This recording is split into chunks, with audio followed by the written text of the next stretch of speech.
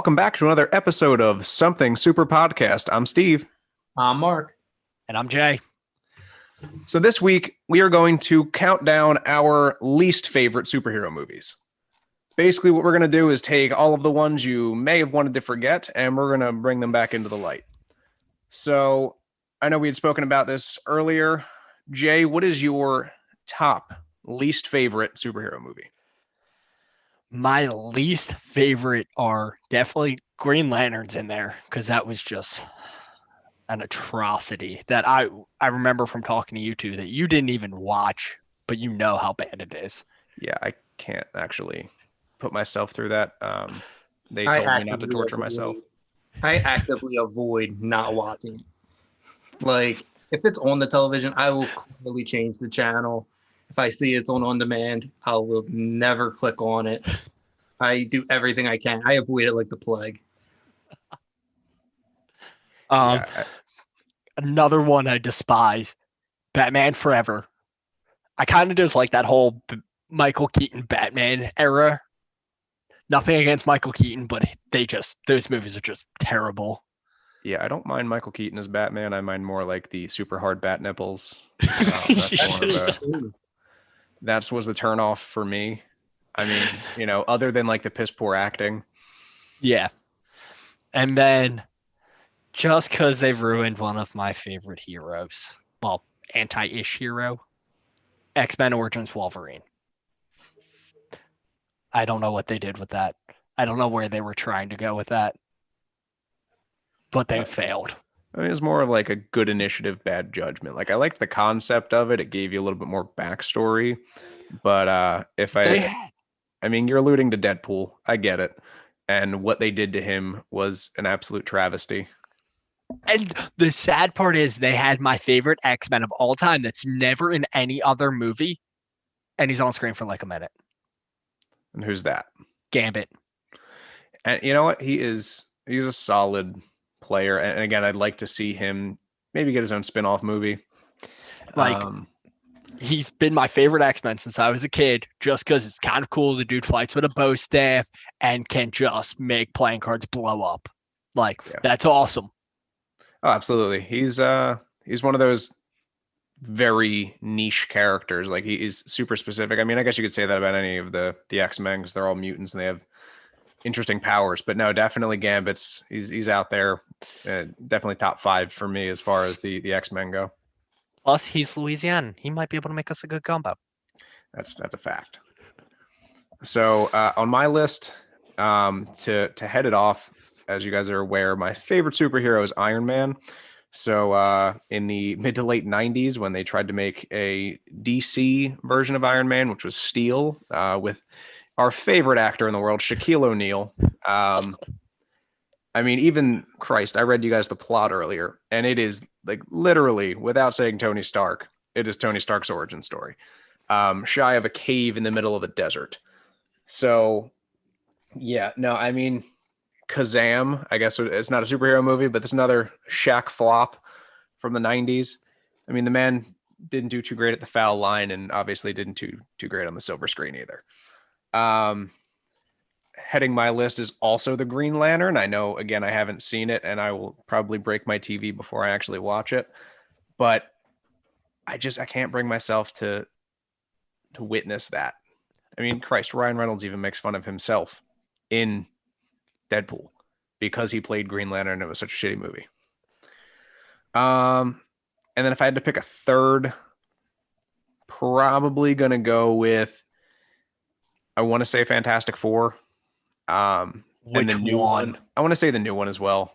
So just all of them together. All of them weren't great, but the newest Fantastic Four, I told you guys, like I watched it with such anticipation because I do love Michael B. Jordan. He's a great actor. Not meant for that role, I don't think, but he had so much promise. Like the movie had promise because it was a star-studded cast and it was great. And they were build up to the action and then scene. Like the credits were rolling by the time the action started. And I just felt like it was well under, I don't know. I don't want to say appreciated from the director's point of view, but like it had so much more potential. I think it was just the fact that it was a Fox movie and they trashed majority of the superheroes that they try to produce.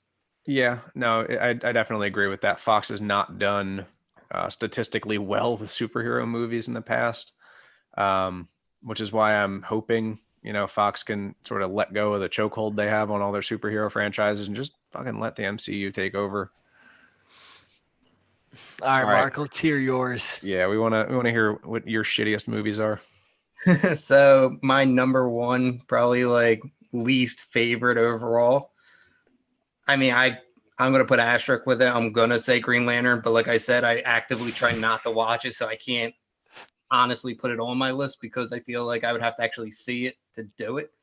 But first thing I would start with would definitely probably be X-Men 3 because they butchered everything. The Phoenix Force, like they kill off the way that they have her kill off Xavier, and then they have the weird love triangle with like Wolverine and Jean Grey. Like I know in the comics, like that's there, but like it feels so forced in the movies because it's like she just murdered Scott Summers in X2, and it's like immediately after now there's like the whole love story with Jean, and Magneto's trying to use her just as like a tool, and I don't know, it just felt very clustered, and I wasn't a big fan of it. My second least favorite movie probably would have to go to Spider-Man 3, Sam Raimi's, simply because I'm a huge Venom fan, and I'm sorry, but they did not hit the mark there. I mean, I forget the actor's name. For Grace. Well, no, I know him, but I'm saying the guy that played Sandman in that movie. He did a phenomenal job. So, like, had they kept it just Sandman and then him versus Hobgoblin and then Spider-Man or whatever, I think that would have been so much better. But yeah, the fact that what you didn't like us, Peter walking down the street dancing as he becomes Venom. that was the most. That was the cheesiest, the worst thing I've seen in a movie probably in a while. Like, I give Tobey Maguire credit for working with the script he had, but like they just went like the most stereotypical emo phase of any 14-year-old girl that they could have with him. What, and then you mean the fact that he like literally pushed his hair over his eye and wore all black? Yeah, like the little hip gyro thing he does. But like the one thing I did take out of that scene that I like is like in the comics, like Peter Parker does like see himself as that, and like you can see it in the other people. So he's doing like all these funny little hand gestures and like thinking he's being cool to other people, and people are just like, dude, you're a fucking weirdo. But like in the comics, like that's actually how it came across. So they kind of got that part right. But overall, yeah, no, that was an embarrassment. Then how the hell is Eric Foreman going to be Eddie Brock when Eddie Brock is like a 6'2" like beefcake in the comics? And you're going to make literally one of the scrawniest TV personas ever be the new Venom. And it's not even like the symbiote had its own mind. It was just him in the symbiote suit. Yeah, I think that was long before they even had an idea of how they wanted to run Venom itself. And I think if they had a better Venom and, like you said, a better casting for Eddie Brock, it probably would have done a little bit better on screen. But I think you're absolutely right in saying that, like, leaving it at Sandman would have been solid. Hobgoblin would have been all right because that's like the direction they were moving for all three movies. But I feel like Venom was way forced. Or maybe they should have teased it at the end, even though we all knew Tobey Maguire was pretty much done after the third movie. Right. And then for my third least favorite movie, that's a tough one. Because you guys already said Batman and Robin with George Clooney with the bad nipples. That's down there. Suicide Squad was one that it wasn't on my least favorite, but out of the DCU as a whole right now on live action, that's probably at the lowest. For me, I would have to probably go with my third worst favorite is I'd probably go with Batman vs. Superman, the theatrical version, not the director's cut. Because the theatrical version literally cut everything that made it a good movie. The only thing I would say if you watch the director's cut that's still shitty is Doomsday, the Mutant Ninja Turtle. Yeah, not a fan of how they did that. Because I liked the idea and I liked what they were going to do. They just needed to go more with it. So it was like he comes out and he's just kind of like a turtle looking beast. Then, they quote unquote kill him with the atomic bomb. He comes back, then he starts getting the spikes. So I was like, oh, okay, like they're gonna morph him into the Doomsday that we know and love from the comics. And then no, they just killed him off. And Not all of us love Doomsday. right, like He hurts my soul. He kills my favorite superhero. So for me, those would probably be like the three worst ones that I can think of right now at the top of my head. There's definitely other worse ones. I mean, you have Catwoman, where it's essentially the Crow with a cat on a budget. You can't forget Daredevil. There was no saving that movie with how poorly that script was written. And Colin Farrell trying to overact half the time. Yeah, that's how Colin Farrell is. I mean, for me overall, I that's one where I kind of disagree. Like Daredevil's not the greatest movie. The TV series is 100% better. Well, but as far as the castings went, you had Michael Clark Duncan, who actually felt like an imposing kingpin. Yeah, not that Vincent. That's why I didn't hit any of the acting really, besides Colin Farrell on this. It was the script was just poorly written. Oh, no, you couldn't have saved it. Yeah, you can't save that. 100% agree.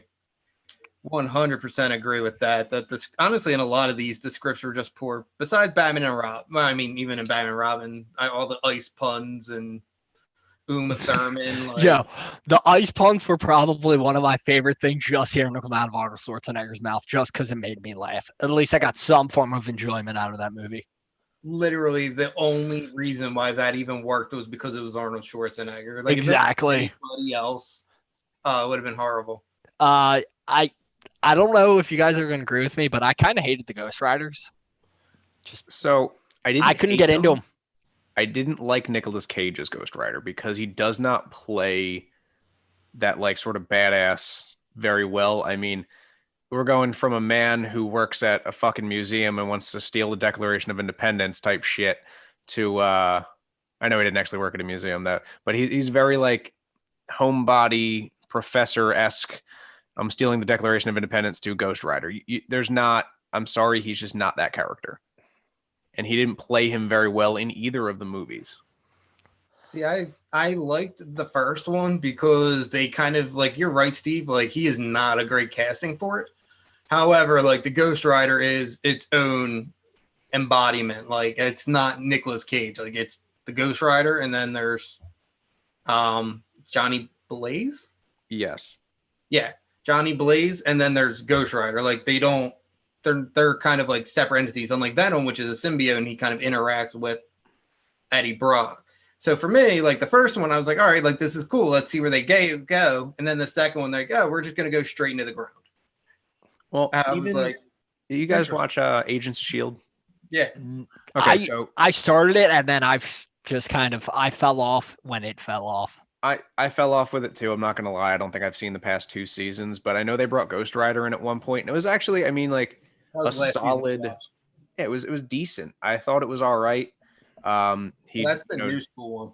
Yes. He drove like, a 67 Charger or something along those, old school muscle car. And that was his persona was the new, I guess, modern day Ghost Rider. What modern day person is driving a 67 Charger? I mean, that's just. And can we be friends with them? Absolutely. I mean, if you can find someone with a 67 Charger, I'll be friends with them. Albeit I'm not going to get within 6 feet of them because if they got a 67 Charger, they probably don't know that coronavirus is still a thing. But if we're talking about poor casting and trying to fit too much shit into a movie, can we please talk about Amazing Spider-Man 2 for a second? Yeah, I was actually going to say that. Oh, man. See, I think Andrew Garfield had the like quippiness of Peter Parker down because he was just a smartass, which I liked. But Andrew Garfield has not looked like a high school kid since he was probably in high school. And I mean, the dude looked like he was 30 walking around with like 18-year-old kids. I mean, everyone in that movie, and that's just how TV is nowadays. You're probably 22 if you're playing a high school kid.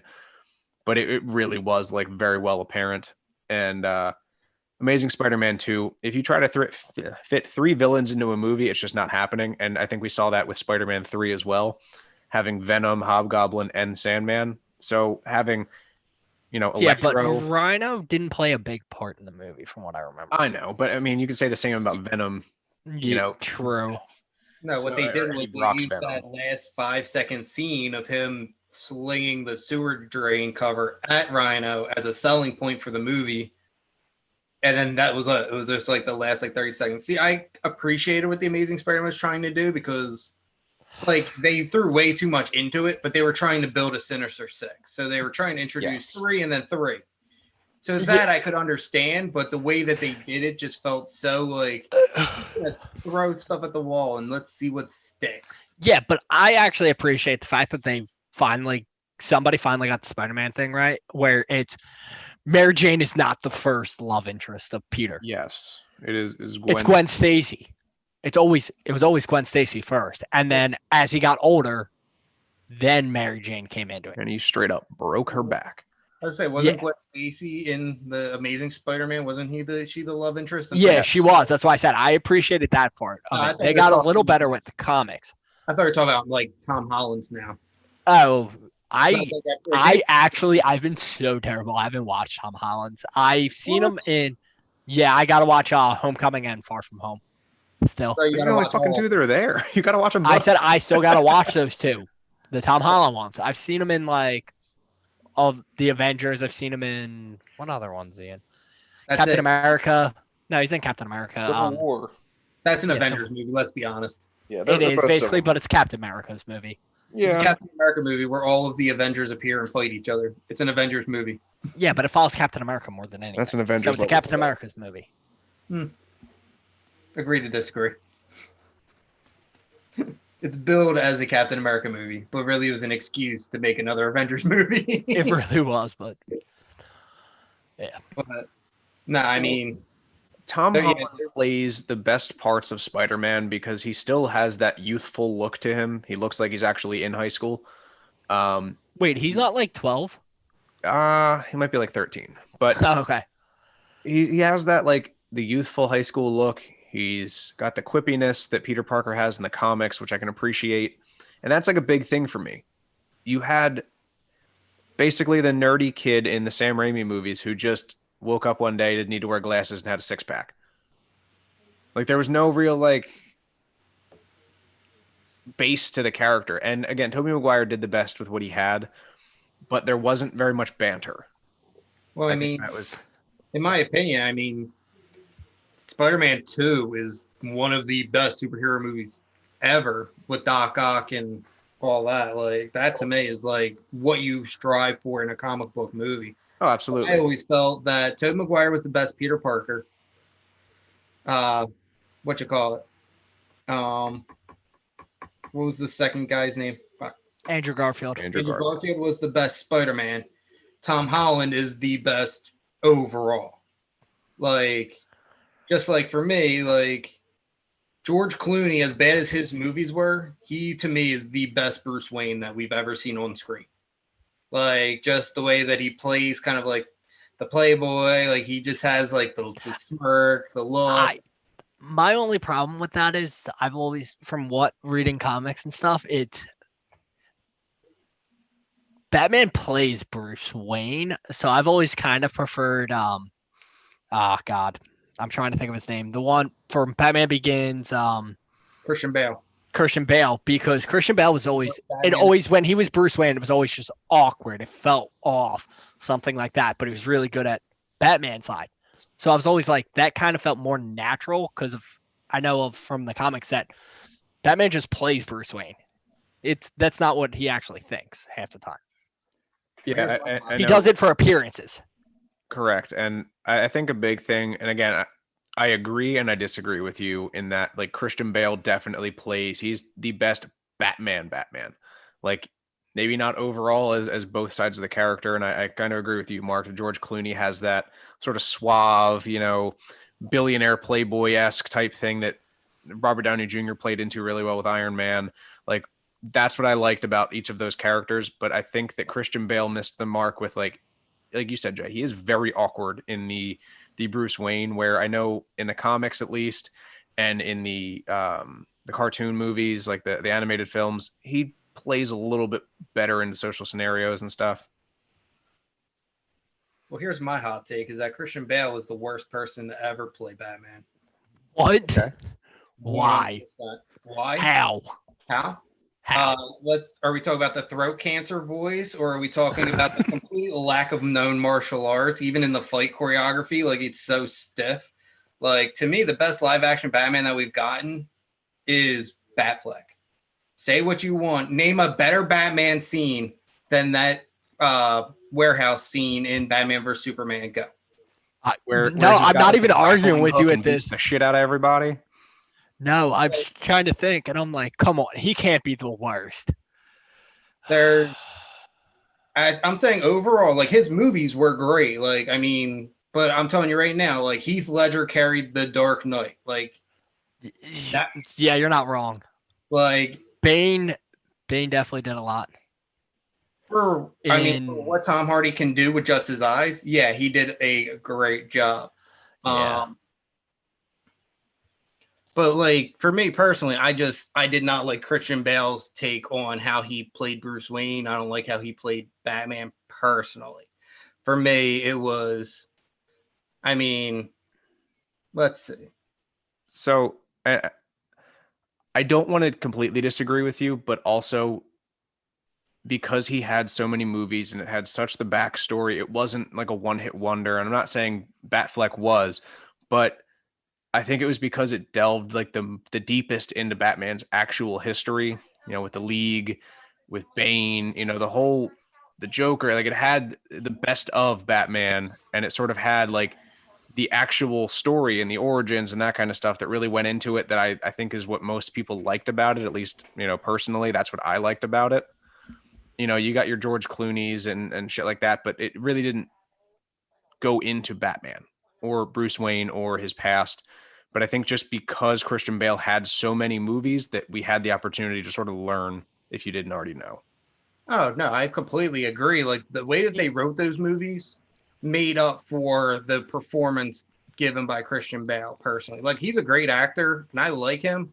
I just didn't like him as a Bruce Wayne. I mean, look at the villains from that movie. You had oh my god, the Scarecrow. Ra's al Ghul Well, yeah, who was Liam Neeson. Scarecrow was oh my god. I was going to say I know his name's Cillian Murphy. Cillian. We're talking about Scarecrow from the first Yeah, one. I think want to say it's like it's either Murphy Killian or Killian Murphy. It's something super Irishy.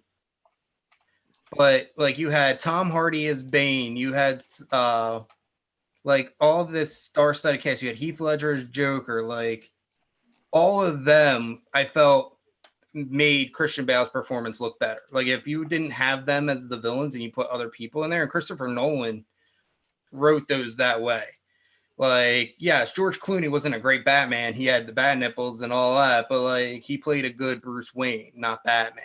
You had Adam Keaton, Michael Keaton, who was great on both ends. Adam West was just a time period, and his show though was designed to be campy like that. Oh, absolutely. I mean, he played comic book Batman. Like it was super cheesy. He had every gadget known to man for every situation. And that's just me. Like I said, it was my hot take. I'm sure a lot of people are going to disagree with me. I know people like love those films. I mean, The Dark Knight is arguably up there with Spider-Man 2 is one of the best superhero movies ever, if not the best superhero movie. I just personally lean towards, I like the comic accuracy of movies. And I mean, you can literally watch Batman vs. Superman and you can pause it at moments and get actual cuts from the Dark Knight Returns comic series. Mm-hmm. Like there's actual moments that are pulled straight out of the comic book. And I mean, the fact that they were smart and they're like, you know what? Why don't we give Batman a voice modulator rather than, "Hi, where is she? I don't know what to do." Like that would have made so much more sense. Like even if you just have a Christian Bale, like just give him a little thing that turns him into like a little bit more of a robotic voice or something, morph his voice. Boom, it's fixed. I did like that they took his suit through those 3 movies in the Dark Knight trilogy and they kind of like upgrade them to where he's not as stiff and everything. But it's like, I don't know. For me, there's just something about those movies that when I watch them, I'm like, it doesn't sell it for me from that standpoint. Everything else feels right, but Batman in those Batman movies. So then let me ask you a question, because I know he is one of the greatest actors of our time. How do you feel about Morgan Freeman as Lucius Fox? See, Lucius Fox is one of those characters where like he's just kind of like off there. I mean, like every superhero has their tech genius. Deadpool has Worm. Iron Man has himself. Yeah, like even Iron Man, he has technically Jarvis. If you really want to count Jarvis as what, Friday now? Wednesday. Jarvis is technically what's in Wednesday? Vision. I swear to God, it was Friday. I could be wrong. Well, literally, Iron Man developed like 5 different projects and just named them after the days that he developed them on. Like that's why they're named Wednesday and Friday. He was like, "Oh yeah, I designed this on a Wednesday, so I'm just gonna name it Wednesday." But back to your question, though, I mean, I like Morgan Freeman honestly in anything the guy does. He's a great actor. I literally love, like, probably my favorite Alfred was Michael Caine. He was probably my favorite Alfred out of all of them. Jeremy Irons does a great job, and oh my god, and actually in the George Clooney movies, what was the actor's name? I know he died a couple of years ago. Michael Gough. He played a great Alfred too, because for me, Lucius Fox is just kind of the techie side. So like Morgan Freeman, honestly, anybody could have played it. I like that they went with Morgan Freeman because he brings an elegance to the screen. Obviously, his voice can soothe anybody to sleep. But like with Michael Gough and Michael Caine, like you could really tell they had that fatherly type of a figure. Like if you guys watch Gotham, like I forget the actor's name there, but the one that plays Alfred, like he's not a butler. He's pretty much Bruce Wayne's father.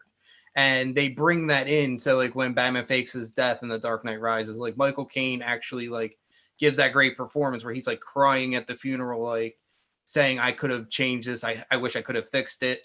You have like, they generally care about Bruce. They don't care about Batman. They're like, look, I've raised you since you were a baby.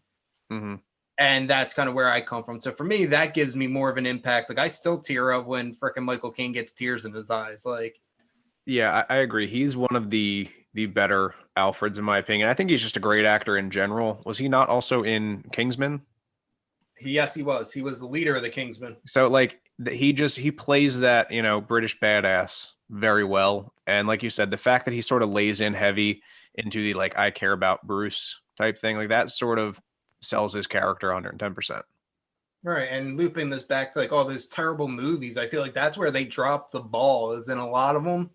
There's either the lack of a love story or it's like a forced love story. So like just for example. Hey guys, you know the movie we actually completely forgot to mention, I think? Hulk. Oh. Hulk. Which one? Like the Incredible Hulk with No. The original. The original. Just Hulk. Just Hulk. Like the 2003 Hulk. Yeah. David Banner, I think was his name. The actor. Yeah, they didn't own the Bruce Banner name. And he fought a green mist at the end of it, or a purple mist or something. Like that was like the villain. Yeah, that was just he was just a big green blob. Let's just say CGI has come a long way. Absolutely has. Like that one, I mean, let's just say thank God they fixed that, because that was just I mean, this might be another hot take, but the Incredible Hulk is the best representation of the Hulk we've gotten yet. Edward Norton definitely would have did better than Mark Ruffalo. But that's more so Marvel just nerfing the shit out of Hulk and crashing that character into the ground. So I think that it was David Banner. No, I swear to God, one of them was David. It wasn't Bruce Banner in one of them. I couldn't see which one it was. I'm looking them both up now, but it says Bruce Banner in both of them. It was actually David Banner who played Bruce Banner. Okay, that might be it then. I could be wrong. No, I'm sorry. It was Eric Bana. Eric Bana. Eric Bana. That's just like Bruce Banner, but from Boston. Wait, do you know what my favorite part of this is? I'm looking at the IMDb now for just Hulk for the thing, and the one guy plays a young David Banner. Yeah. There's, Super but confusing. the guy's name is Bruce. Yep. It's a David Banner is a genetics researcher. Like that's how it starts. But Yeah. then it says, Eric Bana stars as Bruce Banner. So like they're really it was a flop at best. You know what the downside is? I like Eric Bana as an actor. Yeah, he's not bad. Everything I've seen him in, he was good. I especially liked him in Troy. He did great in that movie. Yeah, I mean Black Hawk Down. Solid performance.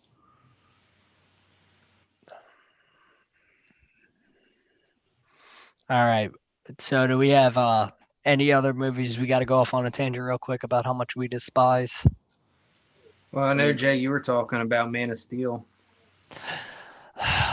I've like I doubt a lot of people are gonna agree with me on this, but I've really, as much as I love Superman, I've hated almost every live action Superman movie there's been. Minus like Christopher Reeves is okay. Like they're good, but like they brought Superman Returns, terrible. I liked obviously I liked the Batman vs Superman. That was well done. That was a well done for Superman side of things. It left some things to be desired on other portions of it. Um, God, I can't even remember all of the ones. Man of Steel, I hated. Yeah, I don't even want to dive this deep into it because it gives me a headache of how Painful. terrible they've done. And I know, we were talking about Brandon Routh as Superman, and yeah, exactly. Oh my God, just why? Why? I think he plays a better Adam in the Legends series. Arrowverse. Yeah. And I'm glad he got cast into the Arrowverse as such. And, even with his slight crossover in the most recent crossover where he plays old Superman. I'm just mad because they tried to take it from the Smallville crowd that just loved that to make the movies so they'd be like, okay, yeah, they'll follow, and then just ruin the movies. Yeah. I don't know if you watched the most recent crossover either, Jay, but they did have, I can't think of the dude's name, but whoever played Clark Kent in Smallville. Oh my, I can't even think of his name, but I know exactly what you're talking Yeah, about. I mean, I can picture his face. I just can't think Yeah, of his name. I can see his face. Yeah, pretty much anybody that's ever held the mantra of any of his heroes pretty much popped up. Like you had Kevin Conroy. Sorry, Kevin Conroy was a live I'm action. walling. He was a live action Bruce Wayne. He was the one that played like basically the crippled Batman, right? Right, yeah, he had like the mecha suit from in that storyline. He killed Superman. Yes. So, but that was like what happens. But Superman, he killed him, but Superman pretty much paralyzed him from like the shoulders down. Yeah. Shocked. Yeah, and I liked the fact that they had Ezra Miller and Grant Gustin meet on screen, which was pretty cool. Yep, I believe they briefly showed the Titans. Yeah, it was, I mean, like very, very like brief in the beginning of the episode. It was like jumping from rooftop, I think was what you really saw from them. But, I can't wait to actually, that's going to be our next episode. We're going to do a recap on Titans and, our hopes for season 3. But I definitely have some gripes with some of the stuff that was going on with Titans as well. Yeah, I mean, honestly, the Arrowverse does a great job of doing. I mean, they had Mark Hamill come back in a couple episodes of The Flash and play Trickster, which he played on the original TV series. Like they reference Superman stealing a car, Flash stealing the car in the one episode. Yeah, he has such an iconic voice. But yeah, I mean, as far as movies go, I can't think of any other ones that I thought were like that super bad. But I mean, if I'm going bottom three, I got to go Green Lantern, probably Catwoman, and probably for me, Spider-Man 3. That's fair. I mean, I think we've all come to a general consensus that Green Lantern may be the worst superhero movie ever, except for the ones that we just have to forget, like one of my least favorites, which is Steel. So, I think as a more modern day movie, Green Lantern's probably it. I don't think Ryan Reynolds was the wrong casting. I think it was more the script and the fact that the entire world was CGI. Let's put it this way. When the lead actor himself not only makes fun of the movie in his other movies, but has said in countless interviews, when they ask him about it, he straight up is just like, I don't know what you're talking about. He doesn't even act like it ever happened. Did it ever happen?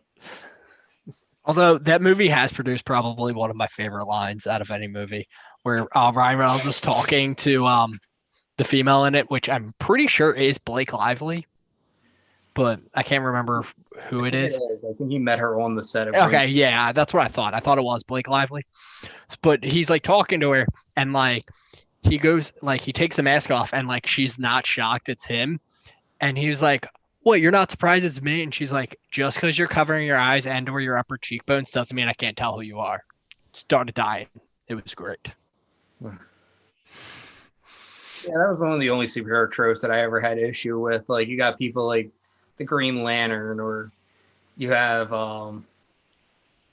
obviously Superman. He just puts on glasses, or they just cover their eyes. And or a hat. Yes. Yeah, there's so many people like that. I mean, obviously Iron Man's just like, hey, I'm Tony Stark, but everyone knows who Steve Rogers is, but yet no one knows it's Captain America, but everyone's like, oh, we actually know who you are. Well, in all fairness, everyone that knew Steve Rogers is probably dead. That's true. I thought Peggy's still alive. Yeah, but she's also ancient. And a hug from Steve Rogers would shatter her bones into dust. Yeah, you finally got that dance. Yes, they did. But yeah, that's all I had. Yeah, that's pretty much everything I've got. I'm sure we could talk about this for days, but the Blade Trinity was pretty bad. I forgot about that. Ryan Reynolds was in that also.